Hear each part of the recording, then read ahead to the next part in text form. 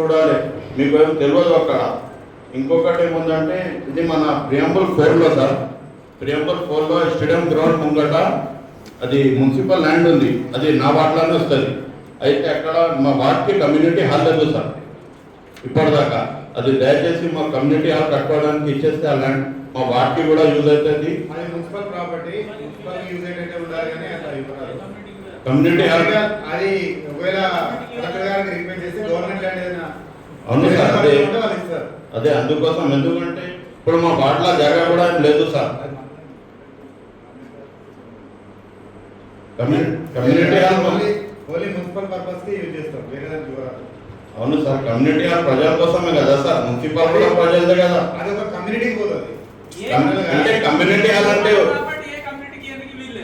అంటే కమ్యూనిటీ అని కాదు సార్, మా వార్డ్ కోసం ఇవ్వండి. మున్సిపల్ ఇప్పుడు మున్సిపల్ ల్యాండ్స్ అన్ని వాళ్ళకి సంబంధించి ఉంటుంది, ఒక వార్డు కానీ ఏముండదు.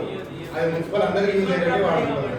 సరే, ఇంకొకటి కమ్యూనిటీ హాల్ అంటే ఉండదు. ఇప్పుడు మీటింగ్ స్టార్ట్ అయినప్పటి నుంచి ఇప్పటిదాకా ఉర్దూ ఎజెండా ఇస్తారు సార్, నెగ్లెక్ట్ అయిపోతుంది. అది వైస్ చైర్పర్సన్ గారు చెప్పారు, నిన్న మాట్లాడినారు వైస్ చైర్మన్ సార్, కానీ నెగ్లెక్ట్